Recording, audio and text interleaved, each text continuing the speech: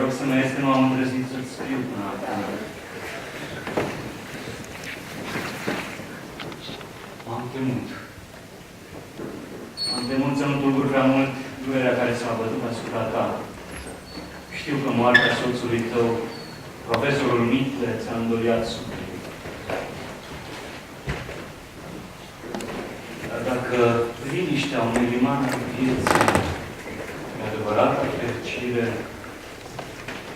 tu de n-ai fost fericit, ai fost cel puțin lipsită de greutățile care se nasc din suferințele și durerile vieții pe care eu le cunosc atât de Dragul meu, dragul meu prieten, nici nu-ți poți închipui ce-a însemnat scrisoarea ta pentru mine. Iartă-mă, iartă-mă, dar m-am temut de tăcerea care ne-a învăluit în ultimul timp. Acum, când știu că și tu e parte la durerea mea, mi-am recăpătat curajul. Curajul și liniștea și dorința de a trăi. Mulțumesc că nu mai uitați pentru meu prieten. Viața e atât de crudă. Viața e atât de crudă și de nemiloasă, că numai o afecțiune puternică, cum e a noastră, mai poate să-i dea sens, pe care, desigur, îl plătim mai mult decât prețuiești.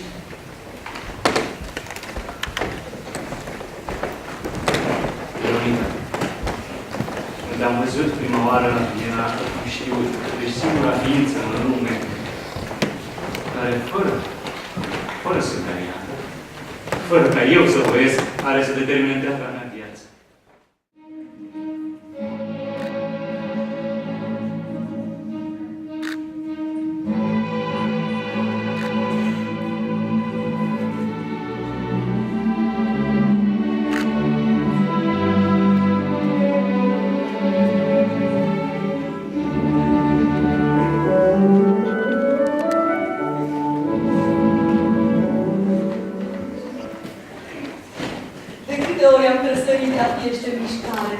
Crezând că poate ai venit în dulce arătare.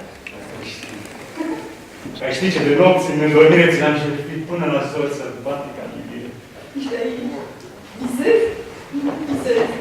Lasă-mă să te iubesc. Față, părul, zâmbetul, Doamne, numai asemănarea atât de frumoasă și tot numai că nu. Acum, că ești aici, știu. De fapt, am știut întotdeauna că fără tine nu pot. Nu pot. Tu ești prea sus. Mult prea sus. Vârful înalt al piramidei, tipul Nobel al Angelului. Lângă acest colos de piatră, vezi scutul de mică sun? Astăzi, durante limită, universul se răsfrânge a trei genuri. Peste viacul rămâne la pământ. Am o singură dorință, e roabă că să-ți fiu pe veci, te spun întreaga mea ființă. Atunci, cu mine vrei să pleci? Lasă-mi lumea ta uitare. Dar cu tot cu mine. De ți-ai dat viața foarte... Nimeni în lume nu le știe! Trebuie să scrii. Tu ai talent. La ce folosește talentul? Ce e viața asta? Poți zidi o lume întreagă, poți să o spargi, orice îi spune peste toate, o lopată de țărână se depune.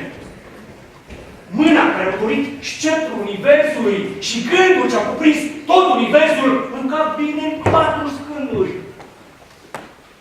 Viața pe care nici nu merită trăită.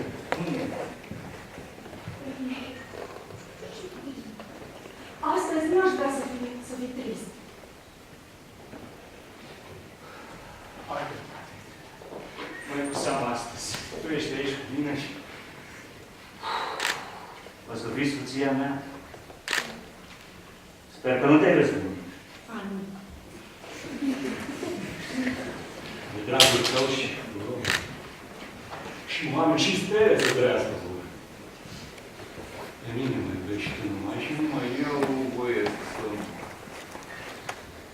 Vezi? Ești aici cu mine și totuși nu ești.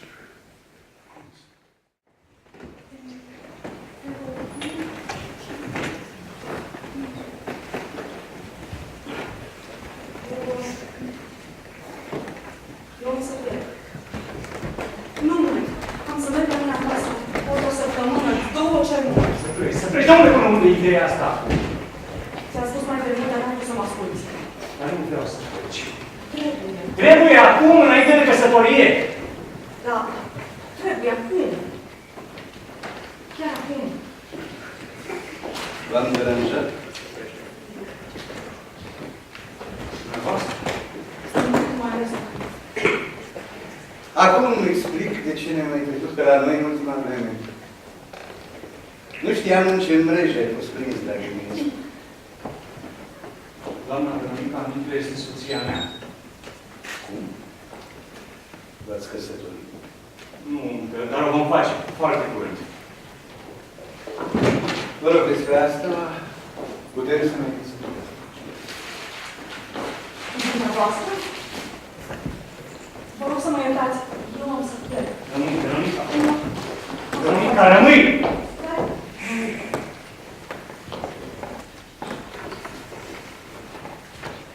Îmi pare rău.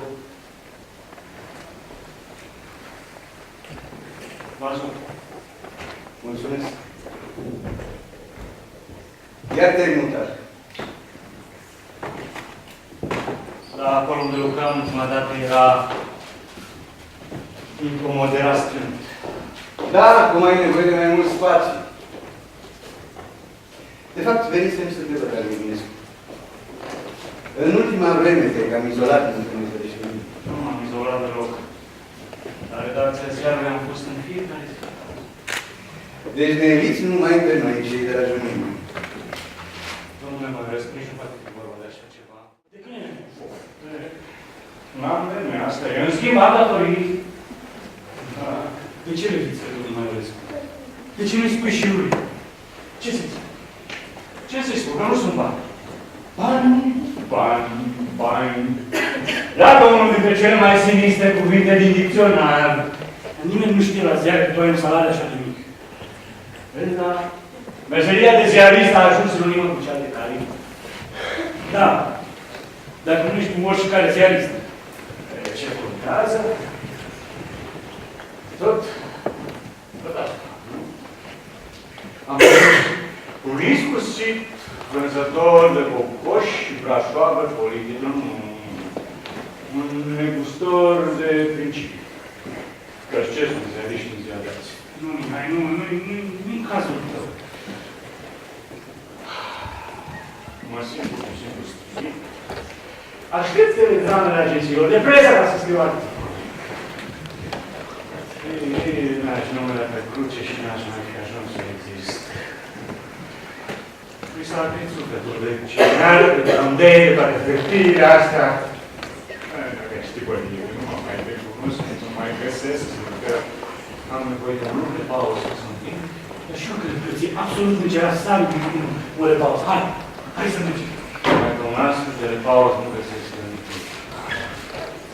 Hai, trebuie să te odihnești. Acum, chiar acum. Doar nu o să te lasi aici să muncești ca un salat. Un salahor, bine zici.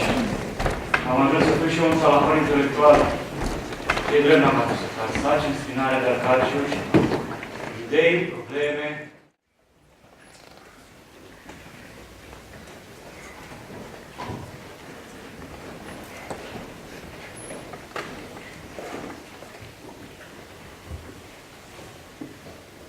La începutul lunii iunie au apărut tulburările psihice. De atunci, internat aici, în sanatoriul Dr. Lucius, cu diagnosticul manie. E o boală caracterizată prin activarea tuturor facultăților intelectuale și cognitive.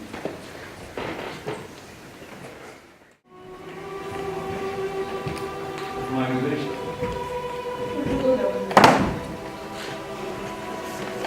Tot un înger, ești femeie, dacă mai poți iubi un om ca mine.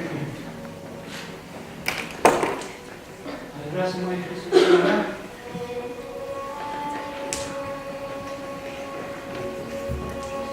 Doamne, ce mult am visat.